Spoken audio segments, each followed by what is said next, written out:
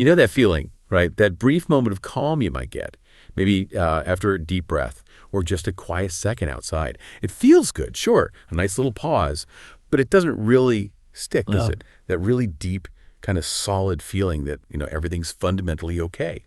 That sense of internal safety. Well, for a lot of us, that foundation just wasn't really built back in childhood. And what's kind of frustrating is many of those common calming techniques, they help you relax a bit, but they don't quite deliver that profound sense of security we're actually searching for. That's such a key distinction. Yep. They might give you a temporary fix, a bit of calm, but they don't necessarily get to the root of it, that absence of a real internal secure base. That foundational feeling of safety within yourself. So today, in this deep dive, we're going to try and unpack what true internal safety actually is, why it's so incredibly vital for our well-being, and maybe most importantly, the real tangible steps you can actually take to cultivate it inside yourself, no matter where your journey started. We've looked at some really fascinating insights, pulling from psychological research on things like self-compassion, insights from online communities talking about complex trauma, and expert guidance on practical self-regulation tools. Okay, so we've kind of set the scene, talking about this feeling of safety that can be pretty elusive. But let's dig in a bit deeper. What does it actually mean? Because, like you said, it's way more than just, feeling calm on the surface. We're talking about establishing this core feeling of being present and genuinely okay. For some people, their normal baseline might even feel like a sort of mild dissociation, right? That subtle detachment from what's happening right now, almost like your mind just kind of checks out or floats off a bit to cope with things that feel overwhelming. So feeling just fine and present, that can be a huge shift. Exactly. It's a massive shift. And this deep internal safety, it's fundamentally linked to having a strong, cohesive sense of self.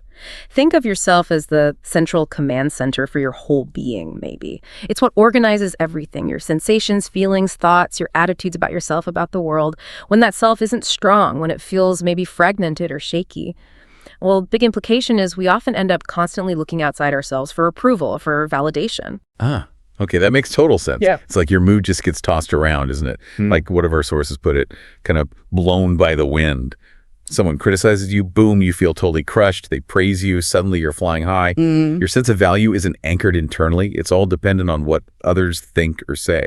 So what's the ideal picture? How does this self-cohesion usually develop? Well, ideally, this inner security starts building very early. Usually by about age 4, a child starts to internalize the love and security they get from their early caregivers. This process builds what psychologists call the psychological capacity to be alone. It's really about that internal secure base becoming so solid that you can genuinely be with yourself, Find contentment just in your own company without needing constant external feedback or input. I love that idea. It fits perfectly with that quote I remember reading. Something like therapy is completed when a child can play alone. It's not about being isolated, is it? It's about having this deep, quiet confidence in your own being, a kind of self-sufficiency that comes from the inside out. Exactly. And, well, unfortunately for many people, the secure base just wasn't fully formed. And this can lead to a tendency to seek safety almost exclusively in external relationships, which you can imagine puts a huge amount of pressure on those relationships, on other people. We saw a really powerful example of this. One person shared that a romantic relationship was quite literally the only thing that ever gave them a full sense of safety. Take that away. And they felt completely lost. Wow, that sounds incredibly precarious. Yeah. Placing all your emotional safety in one basket like that. And here's where it gets really, really interesting for me. Another person shared almost the opposite experience. Being in a calm, peaceful relationship actually made their anxiety symptoms worse. They realized they were so used to chaos, their system just didn't know how to handle peace. It was a classic case of you fear what you don't know, right? The unfamiliarity of calm felt more stressful than the familiar discomfort of turmoil. It's fascinating, isn't it?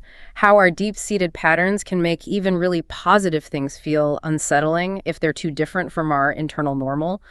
This just highlights how essential it is to actively build that inner sanctuary if it wasn't established for us early on. Right. So if that basic security wasn't laid down in childhood, what are the key psychological strategies we can use as adults to really start building it? Where do we even begin? Okay, a really crucial first step is actively cultivating self-cohesion and self-compassion. Self-cohesion basically is about having confidence in your own personality. It's that inner resilience that lets you bounce back from life's inevitable bumps, the failures, the rejections, the disappointments. You could think of it like your internal shock absorber. It lets you stand firm and recover, not because you're perfect, but because you know you're fundamentally an integrated, okay person, regardless of what's happening externally. And then there's self-compassion, which our sources suggested is actually a much healthier and more sustainable path than just chasing traditional self-esteem. I always figured self-esteem was the goal, Yeah. But it can have some downsides, can it? Like being linked with narcissism sometimes, or that feeling where you only feel good if you feel superior to others. You've had a really important point there, yeah. High self-esteem, even though we praise it a lot, doesn't always lead to better performance or prevent bad behavior or even stop prejudice. Self-compassion, though, seems to offer most of the benefits without those serious downsides. It has three main parts. First, self-kindness. This just means being caring and understanding towards yourself, especially when you're having a hard time or you mess up. Offering yourself comfort instead of that harsh inner critic voice. Okay, so instead of beating yourself up, you actually treat yourself like you would a good friend who's struggling. Makes sense. Precisely. The second part is common humanity. This is about recognizing that, hey, imperfections, failures, making mistakes, that's all part of being human. It's a shared experience. It helps you get perspective, helps you realize you're not alone in your struggles. Everyone goes through this stuff. And third is mindfulness, which means being aware of what you're experiencing right now in a clear, balanced way, not ignoring the tough stuff, but also not getting totally lost in ruminating on it, just observing without judging it so harshly. Wow, that really does flip the script on how many of us think about self-worth. So if self-compassion is this powerful, what does it actually do for us day to day? What are the real benefits we might see? This is where it really starts to make a difference. Research consistently shows that higher levels of self-compassion are linked to more happiness, more optimism, greater curiosity, feeling more connected to others. And crucially, it significantly decreases things like anxiety, depression, that endless negative rumination, and the fear of failure. And despite what some might think, self-compassion doesn't make you lazy or complacent. It actually boosts your personal drive for positive change, but it motivates you for intrinsic reasons because you want to grow, not for external praise or needing to be better than someone else. And importantly, it has no link to narcissism. That's a really profound difference. Okay, but what about those really deep patterns we pick up from childhood, those subconscious internal working models or scripts, like these hidden rule books we learned as kids about how the world works and how we need to act, maybe manipulation or being instantly defensive or even using subtle threats to get boundaries respected? How do we even start to spot those and deal with them? Yeah, that's a huge challenge. And often it involves realizing as an adult that these behaviors, which might have been necessary for survival back then, just aren't working for you anymore. They might even be causing harm now. One person shared some really vivid examples, like how they learned to manipulate to get needs met in a really difficult home environment. Things like hiding eggs to sort of subtly frame needing things when asking for a ride to the store, or that automatic impulse to apologize constantly, even when they hadn't done anything wrong at all. Wow. Those sound incredibly hard to unlearn, especially if they're so automatic you don't even notice you're doing them. And the shame that must come up when you start recognizing those patterns. I can only imagine how tough that first step must feel. Honestly, the shame is often the biggest hurdle. But the really crucial thing to remember here is that all human behavior is learned. And because it's learned, it can be changed. It's not fixed. Now, this process, it involves a lot of mindfulness.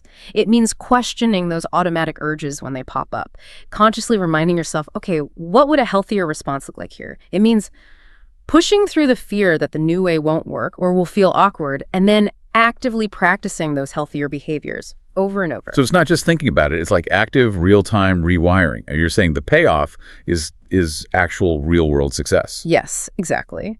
The individual who shared those stories, they specifically noted that after putting in the hard work to learn how to interact in healthier ways, they actually found more success and built more fulfilling relationships than they ever did using those old, ingrained, sort of toxic patterns.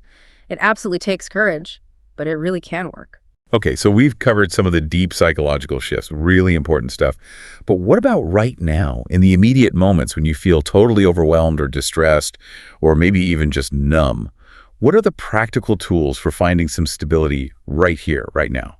Right. That's where grounding techniques are incredibly useful. They're specifically designed to pull you back into the here and now. They offer a sense of control when you're feeling swamped by anxiety or maybe experiencing dissociation, that feeling of disconnection, or even that constant state of being on high alert, hypervigilance, even when there's no actual danger. They work by shifting your focus away from those internal thoughts and overwhelming feelings and onto the physical world around you. Yeah, I've heard about some of these, but it's always good to have concrete, actionable examples. Can you give us a few we could try? Absolutely. For sensory focus, you could try simple things like running cool water over your hands, or placing a cool pack, maybe even just a cold cloth, on your eyes for a moment, or just deliberately touching different objects around you. Feel the texture of your clothes, a pen, the surface of the table, the wall. Really notice the temperature, the weight. You can also literally ground yourself by digging your heels into the floor, feeling that connection, that tension. Or try eating something very slowly and really describe its flavors and textures to yourself. Is it sweet, salty, crunchy, smooth? So really using all five senses to pull yourself back into the present. Okay, what about cognitive grounding, for when your mind is just racing? Yeah, for cognitive focus, there's that popular 5-4-3-2-1 technique. You probably know it. Name 5 things you can see right now, 4 things you can hear, 3 things you can physically touch, 2 things you can smell, and 1 thing you can taste. Or you could try describing your environment in really vivid detail using all your senses, almost like you're painting a picture with words for someone else. Even just counting very slowly, maybe backwards from 10, or saying the alphabet really, really slowly can work. It forces your brain to focus on a simple, concrete task and pulls you out of the spin cycle. And what about techniques focused on body awareness? Because sometimes you just need to feel physically here. Definitely. Simple things work wonders. Just stretching different parts of your body. Or clenching and unclenching your fists, really noticing the tension and then the release. Progressive muscle relaxation is great too, where you systematically tense different muscle groups for a few seconds, then completely relax them, paying close attention to the difference between the tension and the relaxation. The more present you are in your physical body, the calmer and safer you tend to feel, because you're actively occupying your physical space. Right here, right now. That makes sense. Okay, so beyond grounding for immediate stability, there's also self-soothing, right? Which sounds a bit like that's what a good parent does for a baby. Exactly like that. Self-soothing is all about healthy coping. It's about calming and relaxing yourself when you feel overwhelmed, but doing it in ways that are nurturing, rather than resorting to quick fixes that might be harmful or addictive in the long run. Think about things that genuinely bring you comfort. Maybe slowly sipping a warm cup of tea or hot chocolate. Wrapping yourself up in a heavy, comforting weighted blanket can be amazing for some people. Taking a warm shower or bath, lighting a scented candle you love, putting on some calming music, or spending time stroking a pet. Even engaging in rhythmic, repetitive activities like knitting or crocheting, or maybe going for a gentle bike ride, can be incredibly soothing because of that predictable rhythm. And breathing. Breathing seems to pop up everywhere with these techniques. Is there a specific way to breathe that's most helpful? It's absolutely fundamental. Slow, deep breathing, where you make your exhale longer than your inhale, for instance, breathing in for a count of 4, and breathing out slowly for a count of 8 is particularly effective. This directly activates your body's relaxation response, the parasympathetic nervous system, and it can instantly calm down your physiological state. We often recommend proactively creating a distress kit, just a small box or bag filled with items that soothe you personally. That way, you have tools ready to go when you need them most without having to scramble or even think too hard. That's such a practical idea. Because, when you're really overwhelmed, your thinking brain isn't always online, is it? Okay, now let's shift a bit and talk about that inner voice, and also how our connections with other people play into building the security. That inner voice. It can be truly transformative. So many of us walk around with a really harsh inner critic just tearing us down. But self-talk can be an incredibly powerful tool for building internal safety. Instead of that criticism, you make a conscious effort to talk to yourself in a soothing, compassionate way, using phrases like, "I'm sorry you're going through this right now," or "I'm here for you, I love you, you are not alone in this," or even just, "It's okay to feel this way." But saying these things to yourself can powerfully counteract that negativity and start building an internal sense of being cared for, almost like you're becoming your own best, most trusted caregiver. It really sounds like actively nurturing that secure base within yourself, piece by piece. And how do healthy relationships fit into this as adults? What does secure attachment actually look like in grown-ups? And can we even develop it if we didn't have that secure start? Healthy relationships are still absolutely vital, yes. In adults, secure attachment tends to show up as things like trust, honest communication, allowing yourself to be vulnerable, and being able to resolve conflicts collaboratively, not destructively. It's about finding that sweet spot, that balance between intimacy and maintaining your own individuality, and providing mutual support without completely losing yourself in the relationship. And here's the really hopeful part. Attachment styles can evolve. They aren't set in stone. Even if your childhood didn't give you that secure foundation, you absolutely can cultivate more secure attachment patterns in your adult relationships. Okay, that's really good news. So how do we actively do that? What are the steps involved? Well, it involves things like consciously spending quality time together, making an effort to be emotionally available and present for your partner, trying to avoid judgment, both of them and yourself. And something really helpful can be to actively seek out and just observe securely attached people in your life, friends, family members, couples you admire. You can learn a ton just by noticing their patterns of interaction, how they communicate their needs, how they handle disagreements. And of course, for deeper issues, or if past trauma is involved, seeking professional guidance is key. Therapy, whether it's individual or couples counseling or specialized approaches like DBT, dialectical behavioral therapy, which really helps with managing intense emotions and improving relationships. Or something like IFS, internal family systems, which helps you understand the different parts within yourself to create more inner harmony. These can provide invaluable support, new strategies, and crucial perspective shifts. Right.